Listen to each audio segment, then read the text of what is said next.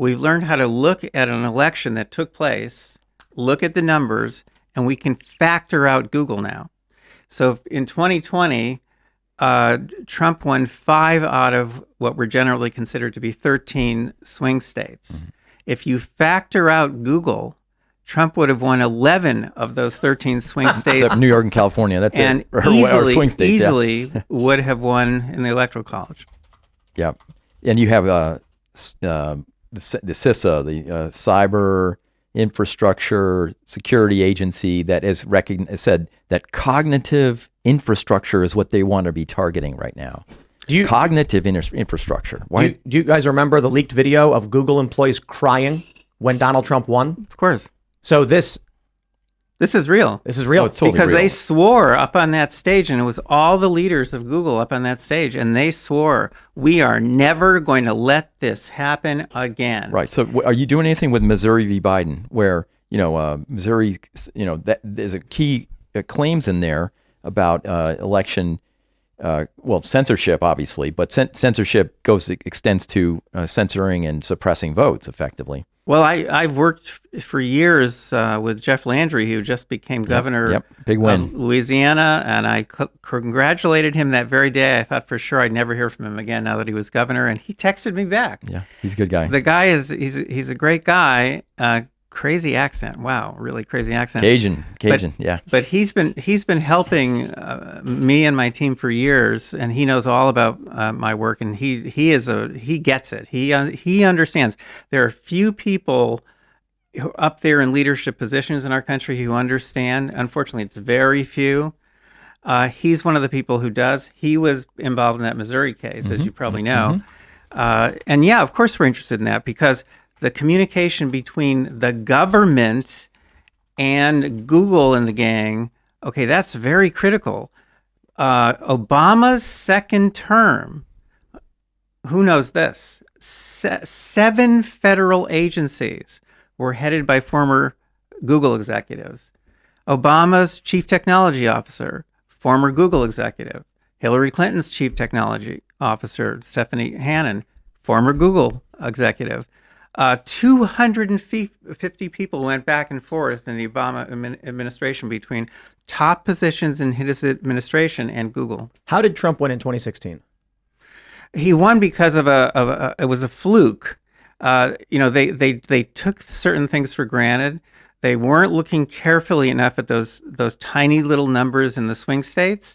And so, yes, a tiny margin in some swing states. 77,000 votes. Put him over the top in the Electoral College, and they were kicking themselves. If Facebook, for example, just on Election Day, had sent out partisan go vote reminders, just Facebook, one day, that would have given to Hillary Clinton an additional 450,000 votes. But it is possible then, albeit very, very difficult, that if you can mobilize Trump supporters and conservatives to an extreme degree, they can overcome that bias. Nope, absolutely cannot. No, because Google alone controls a win margin of somewhere between 4 and 16%. So now, if you're telling me, well, no, we've locked this up, we can guarantee a win margin of, I don't know, call it 12%, but that's not true in this country. In this country, we know we're split roughly 50-50 on the vote. So if there's some bad actor that has the ability to shift a whole bunch of people, especially right at the last minute, especially on Election Day, you can't counter that. I think we're split. It's not 50 because of what you just described in terms of the bias that President Trump overcame. We're not split 50-50. We're split more 60-40. And now you have an awful candidate. Joe Biden is a failed candidate for many reasons, and there are some major disasters going on. You look at the policy. Only 1 or 2 of these things have taken out other presidents. But if you have, economy, wars, medical tyranny, two-tier justice system. Not just wars. Biden's approval rating collapsed. It's collapsed. After the Afghanistan withdrawal. Right. So if you apply it to a candidate, if you have a really bad candidate, that's gonna hurt them too. So are you Newsom. But that can they should've- dial it in? but You're saying can Google dial it in and say, oh, we can get 30 million? We can influence 30 million people because Joe Biden's so awful. Is that what you're saying, or no? Yeah, but then you should have gotten that red wave, and there was no red wave. So I published a piece in the Epoch Times that said how Google stopped the red wave.com. And I explain exactly what happened there. So you should have had that huge red wave if you're. So you're what you're talking So about. in 2022, there should have been 30 or 40, right? I can tell in you Congress. exactly. But some of that was there was a wide variety of cheating that happened in that, and what you're saying. I agree with you. No, but no. it's both. No, It what is. I'm saying is look, you got Kevin so McCarthy. much bigger. Even Kevin McCarthy funding people that are running against America First candidates. Yeah. Kevin McCarthy was part of this problem. And guess what? Not just fighting against, but obstructing. And guess what? He came back and has bitten him in the behind right now because the margins are so narrow. If he had not done those things to suppress America First candidates in 2022, we wouldn't be in this position right now. I agree with you on the problem of Google, big tech, Google especially. Me too. But I don't see it as inevitability. I see it as a David versus Goliath. I see a possibility, as slim as it may be. Okay, how about this though?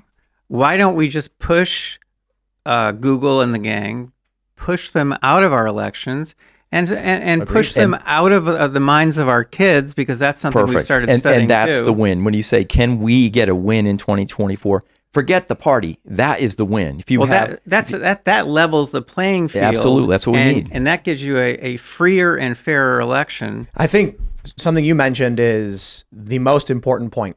It doesn't matter if YouTube spams nothing but Donald Trump content. It doesn't matter if the front page of Reddit, it doesn't matter, or the default page. It doesn't matter if Twitter, X, and all these platforms every day slam you with pro-Trump, pro-Trump, pro-Trump. If during the election cycle, because now we're in election month, not election day, Google comes out and runs, go vote only for Democrats, that's enough. That's enough, because we're talking about victory margins for the presidential election of very, very slim. And if it's 77,000 votes that gets Trump the victory, or 44,000 in 2020, all Google has to do is blast everyone their algorithm, their AI knows is a Democrat with, don't forget to vote today. And then for all the Republicans, all they have to do is make sure you're watching the new movie today. And they can shift the percentages enough to secure Joe Biden's reelection. That's what I'm trying to tell you. Right. That's I agree with it. But you're only talking about one little Exactly. technique that costs them nothing, by the way. It costs them zero to do that. Right. But how about let's back up a few months and they do the same with register to vote. Right. Oh, they're What doing if it they're now. doing Facebook's that? doing it now. TikTok, Instagram, they're doing it now. No, TikTok banned. Hold on a second. Okay, you don't know what they're doing unless you're doing monitoring. You don't know what I they're see doing. anecdotes of what's coming across That's my called feed. anecdotes. Right. We're collecting are data that are admissible in court on a massive scale. We are now monitoring big tech content through the computers of more than 12,000 registered voters, politically balanced in all 50 states, 24 hours a day. We have collected in recent months, preserved more than 51 million, might be up to 52 today, 51 million ephemeral experiences on Google and other platforms, content that they never in a million years thought anyone would preserve. And we're preserving it. Every single day, we have 30 to 60 additional new people added to our nationwide panel. And so every single day, we're recording more and more of this content, and we've been learning how to analyze it in real time. So let me tell you how you push these companies out of our elections and get them out of our kids' heads. 2020, we had so much dirt on Google that I decided we're going to go public before the election. So I called up a reporter at the New York Post, and I sent her in a bunch of stuff, and she got the assignment. This is a few days before the election. She wrote up the piece. Her name is Ebony Bowden. You can look her up because she got fired soon afterwards. And she read some of the piece to me on the phone. It was fantastic. Now, just a few weeks before, the New York Post had broken the story about Hunter Biden's laptop. So there, and that was front page, right? Well, this story that she was writing about the election rigging, that was going to be New York Post's front page. Wow.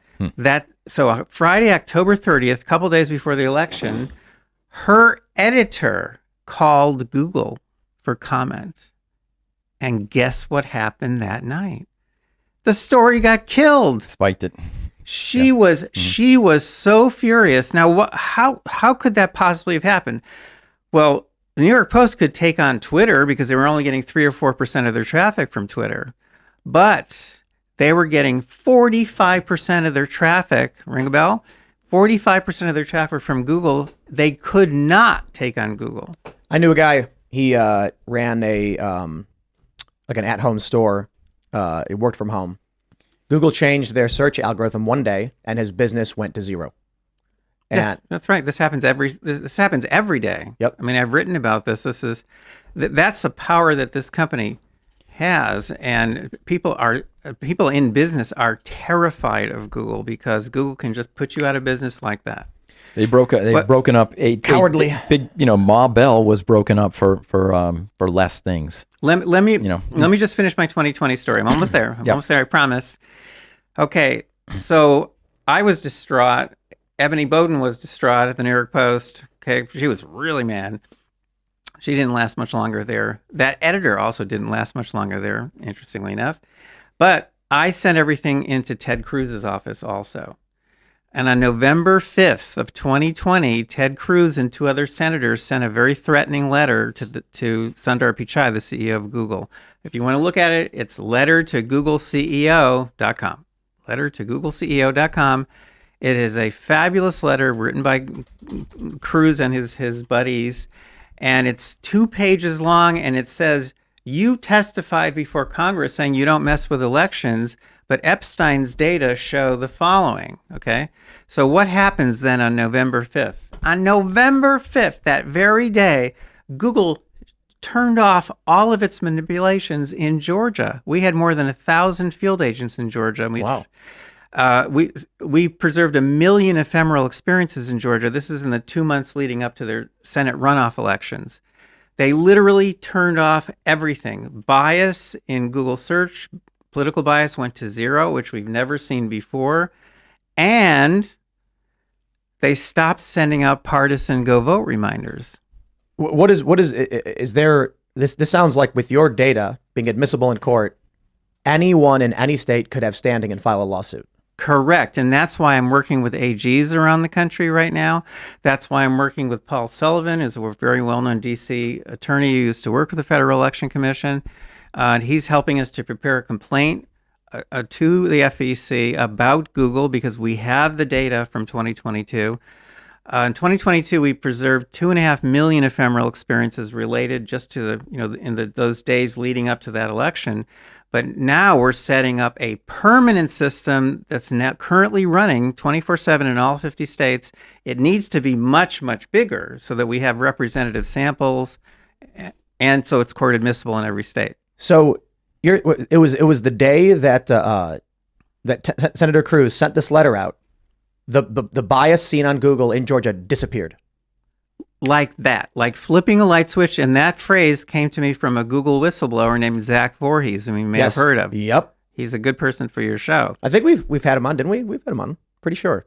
I don't know. Yeah. He's the guy who walked out of Google with 950 pages in documents and a very incriminating video. And he put it all in a box and sent it off to Bill Barr, who at that time was Attorney General of the United States. And then Google went after him with police, and a SWAT team went after Zach Voorhees. Wow. Yes, I'm sure Bill Barr didn't look at it. He didn't. He doesn't look at anything. We sent him lots of evidence. He didn't look at any of it. But the point is though that what Zach did was very, very courageous. He's become a friend over the years.